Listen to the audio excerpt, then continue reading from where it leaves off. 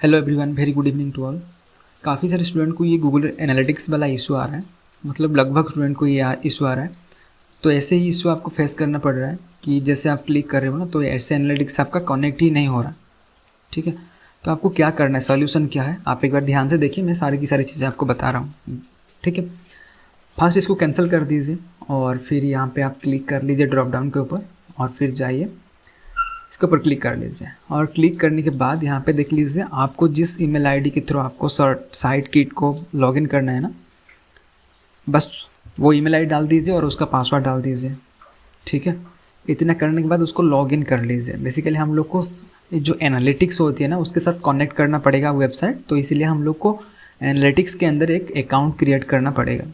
ठीक है, तो यहाँ पे डायरेक्ट इसके ऊपर क्लिक कर लीजिए और क्लिक करने के बाद आपको कुछ ऑप्शंस मिलेगी, जैसे कि आपको यहाँ पे फिल करना पड़ेगा सारी की सारी चीज़ें एक एक करके। आपकी मतलब नेम्स वगैरह रहेगा और वेबसाइट लिंक वगैरह। तो आपको सिंपल क्या करना पड़ेगा ना, यहाँ पे डाल दीजिए अकाउंट नेम। ठीक है, और उसके बाद इसको टिक मार्क कीजिए और फिर नेक्स्ट कर दीजिए। और फिर यहाँ पे आपको क्या करना पड़ेगा, एक नेम डालना पड़ेगा जो कि आपकी वेबसाइट का नेम डाल सकते हैं। और उसके साथ आपको स्टेट सिलेक्ट करना पड़ेगा। आप इंडिया यहाँ से सिलेक्ट कीजिए और वो ऑटोमेटिकली टाइम जोन भी सिलेक्ट कर लेगा। और उसके साथ आप ऐसे कीजिए, आपका जो मतलब रुपीज़ होती है ना, मतलब करेंसी होती है ना, उसको भी सिलेक्ट कर लीजिए। जैसे कि यहाँ पे मैं रुपीज़ सिलेक्ट कर रहा हूँ, तो आप आपके हिसाब से सिलेक्ट करके नेक्स्ट कर दीजिएगा।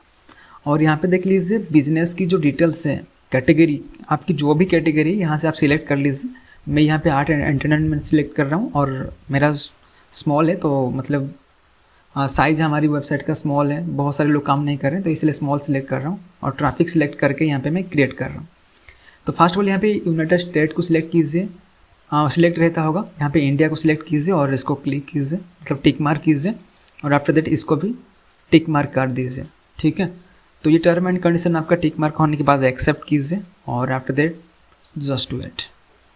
फिर आपको क्या करना पड़ेगा, आपको वेबसाइट के थ्रू ट्रैफिक कलेक्ट करना पड़ेगा, मतलब ट्रैफिक को एनालिसिस करना पड़ेगा। वेब के ऊपर क्लिक कीजिए और आपकी वेबसाइट का लिंक यहाँ पे आप पेस्ट कर दीजिए।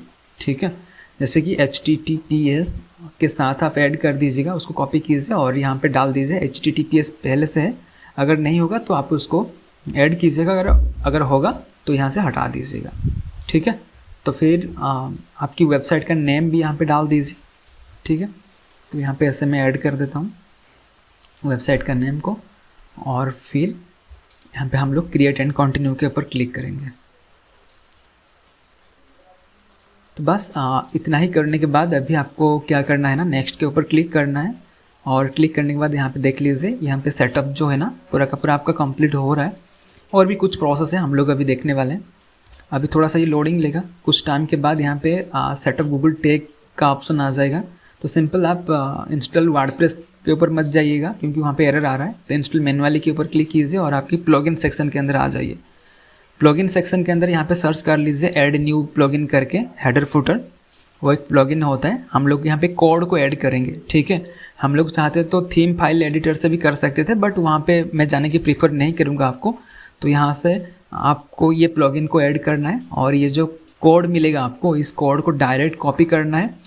और कॉपी करने के बाद आपको आ जाना है आपकी उस प्लगइन के अंदर, जो हेडर फुटर कोड मैनेजर के अंदर। ठीक है, ऐड न्यू कोड कीजिए और आफ्टर दैट यहाँ आँख बंद करके, मतलब यहाँ पे सिंपल ये कोड को पेस्ट करके सेव कर दीजिए।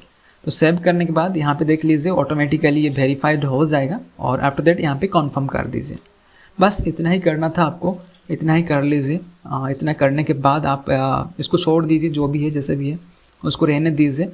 और बाकी जैसे ही आपका अकाउंट क्रिएट हो जाएगा ना, आप एक बार चेक भी कर सकते हैं रियल टाइम में इसका ट्रैफिक वगैरह भी।